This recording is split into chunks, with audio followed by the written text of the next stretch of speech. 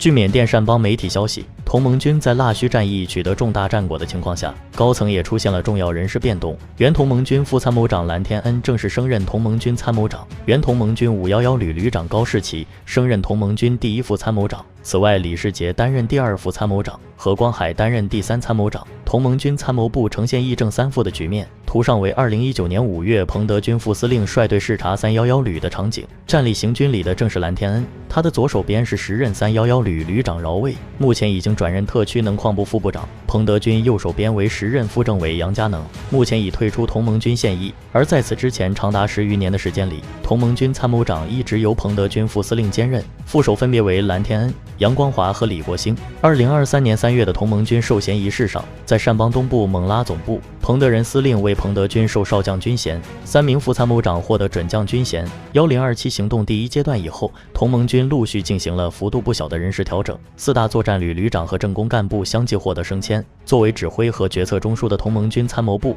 也进行了大幅度的人事变动。原副参谋长杨光华转任果敢建设部部长职务，一直在主持首府老街的恢复重建工作。原副参谋长李国兴则转任农林水利部部长，这也是效仿佤邦成立的部门。而原副参谋长蓝天恩则升任正职，正式担任参谋长。在同盟军参谋部一正三副的格局当中，出身511旅的共有2人，蓝天恩和高士奇先后曾担任511旅旅长，李世杰和何光海则在211旅和611旅任职。这位正在果敢同盟军司令部主持新兵集训结业典礼的，就是同盟军第1副参谋长高士奇。而这位在新兵集训结业典礼上向优秀官兵颁发证书的，就是第3参谋长何光海。而这张图中正在通过卫星电话向同盟军司令部汇报工作的，就是第2参谋长李世杰。当时是1027战事第1阶段，李世杰曾经负伤，卫生员正在给他处理伤口，他也刚从211旅转任611旅旅长。这4人都曾担任作战旅正职，拥有丰富的带兵打仗实战经验。蓝天恩和高士奇主要负责蒙古和贵盖等地防务，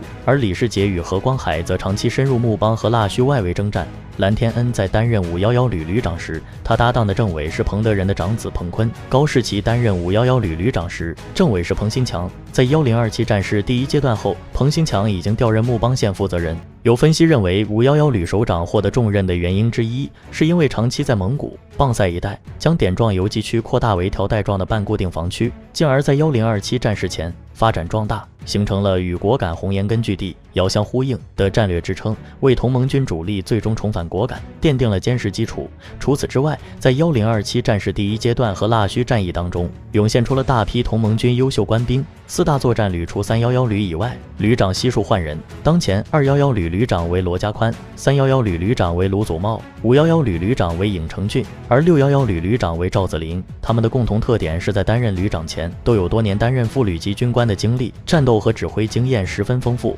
缅北战事方面，德昂军在大胡子营长的亲自督战下，10月14日凌晨，德昂军已经完全拿下了西部缅军23营指挥部，这是缅军在善邦北部最后的据点群之一。德昂军攻克23营，也意味着完全拿下了西部镇。据说同盟军831无人机大队也参加了战斗，先是在9月26日和27日拿下503营和504营，最后又在10月13日晚间至14日凌晨完成了对缅军23营指挥部的最后一击。不过，同盟军参加西部战事的消息尚未得到进一步证实。自6月25日德昂军发起第2轮1027行动开始，德昂军与缅军在西部已经持续了近3个月的拉锯战。在此之前，德昂军已经拿下了脑丘、角梅、孟密和蘑古。西部镇也是德昂军在第2阶段拿下的第5座城镇。西部被攻陷之后，缅军在整个北善邦地区就只剩下木姐城区了。整个木姐、曼德勒联邦公路直到宾乌伦沿线已经没有任何缅军部队的存在。西部也是德昂军在北善邦地区拿下的第12座城镇。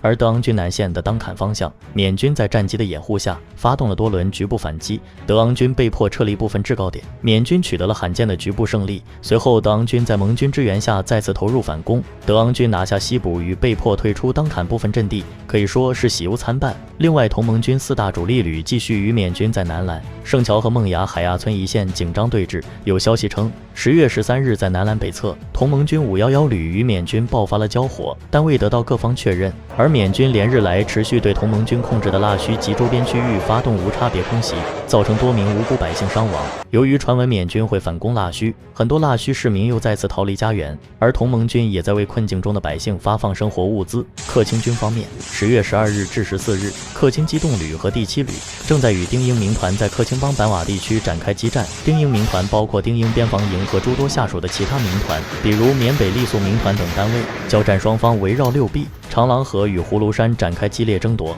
目前克钦军将丁英民团压缩在不足70平方公里的包围圈内，马路街和基加坝等地也成为双方争夺的焦点。克钦军前线部队与板瓦城区直线距离仅有6公里左右，在巴莫外围6英里和7英里处，克钦军与缅军也正持续激烈交战，牵制了缅军88师和第21野战旅较多兵力，因此缅军战机无法全力支援板瓦战地。若开军方面，正与缅军在若开邦中北部的安镇激战。安镇位于若开山脉和若开海岸之间，距离海岸线直线距离约为20公里。若开军正在安镇北侧定点拔除缅军据点，包括安迪战略高地、373营指挥部以及926运输营，逐步向缅军西部军区司令部推进。目前若开军前线部队距离缅军司令部仅1英里半。安镇缅军司令部的战略位置与腊戌类似，都是据守一处重要机场。而在此前，若开军已经占领了若开邦西南侧的单队机场。而在若开邦北部的孟都镇，若开军正在围攻缅军第5军事总部，缅军则频繁出动战机，不断打击若开军的后勤和补给线。